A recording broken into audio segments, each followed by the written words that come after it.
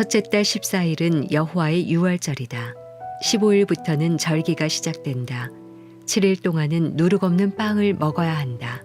첫째 날에는 거룩한 모임을 갖고 아무 일도 하지 말라. 수송아지 2마리와 순양 1마리와 흠없는 1년 된 어린 순양 7마리를 번제로서 여호와께 화제로 드린다. 이것들과 함께 드릴 곡식 제사는 기름 섞은 고운 가루다. 수송아지에는 10분의 3 에바, 순양에는 10분의 2 에바, 7마리의 어린 순양 1마리마다 10분의 1 에바를 드리라. 그리고 너희를 속죄하기 위해 속죄 제물로 순염소 1마리를 드리라. 아침마다 정기적으로 드리는 번제물 외에 이것들을 드리게 하라. 이런 식으로 7일 동안 매일 음식, 곧 여호와께서 즐겨 하시는 향기로운 화제를 드리도록 하라. 이것은 정기적인 번제물과 전제물 외에 드리는 것이다. 7째 날에는 거룩한 모임을 갖고 아무 일도 하지 말라. 첫 열매를 드리는 날, 곧 여호와께 새로운 곡식으로 곡식 제물을 드리는 77절에는 거룩한 모임을 갖고 아무 일도 하지 말라. 수송아지 2마리와 순양 1마리와 1년 된 어린 순양 7마리를 번제로 드려 여호와께서 즐겨 하시는 향기가 되게 하라. 이것들과 함께 드릴 곡식 제사는 기름 섞은 고운 가루다. 수송아지 1마리마다 10분의 3 에바, 순양 1마리에는 10분의 2 에바, 7마리의 어린 순양 1마리마다 각각 10분의 1 에바를 드리라. 그리고 너희 속죄를 위해 순염소 1마리를 드리라. 너희는 이것들을 정기적인 번제물과 곡식제물과 전제물 외에 드려야 한다. 너희를 위해 그 가축들은 흠이 없어야 한다. 7째 달 1일에는 거룩한 모임을 갖고 아무 일도 하지 말라. 그날은 나팔을 부는 날이다. 너희는 수송아지 1마리와 순양 1마리와 1년 된 흠없는 어린 순양 7마리를 여호와께서 즐겨 하시는 향기가 되게 번제물로 드리라. 이것들과 함께 드릴 곡식 제사는 기름 섞은 고운 가루다. 수송아지에는 10분의 3 에바, 순양에는 10분의 2 에바, 7마리의 어린 순양 1마리마다 10분의 1 에바를 준비해 드리라. 그리고 너희를 속죄하기 위해 속죄 제물로 순염소 1마리를 드리라.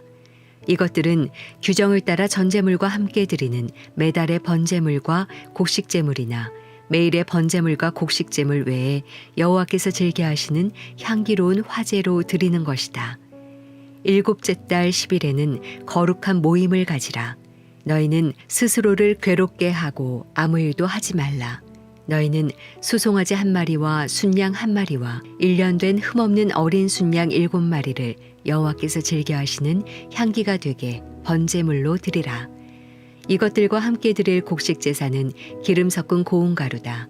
수송아지에는 10분의 3 에바, 순양에는 10분의 2 에바, 7마리의 어린 순양 1마리마다 10분의 1 에바를 드리라.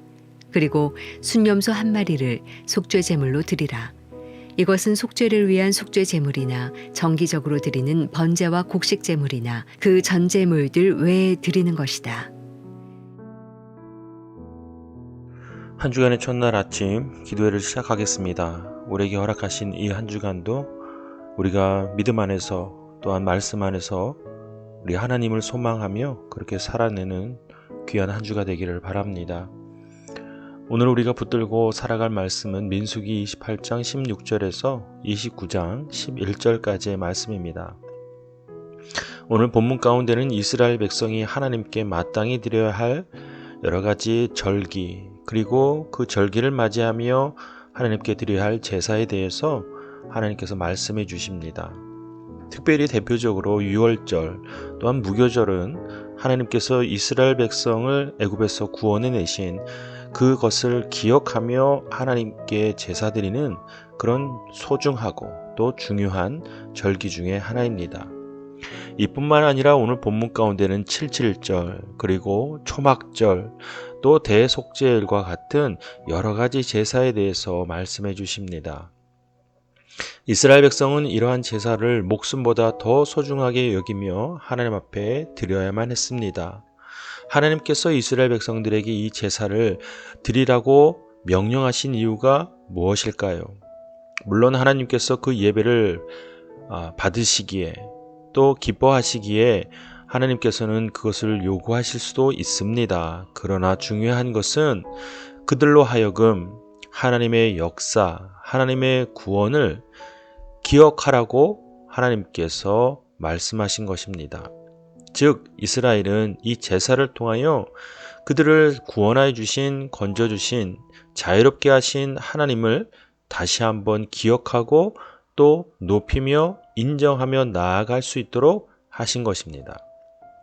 이 내용을 우리가 보고 묵상할 때 우리가 우리의 삶에서 하나님 앞에 어떻게 예배해야 하는지, 또한 왜 예배를 드려야 하는지에 대한 분명한 목적과 이유를 우리는 발견해야만 합니다. 예배는 무엇입니까?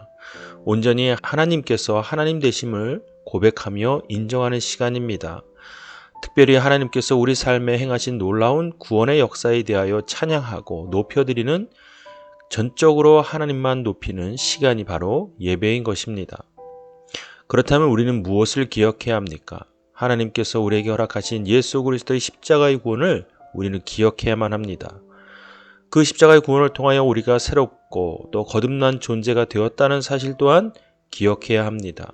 우리가 누구인지 다시금 발견하고 다시금 붙드는 시간이 바로 예배의 시간이 되어야 합니다. 그러니 우리는 하나님 앞에 예배하는 시간을 더욱더 소중하게 여기고 목숨보다 더 귀하게 여겨야만 합니다.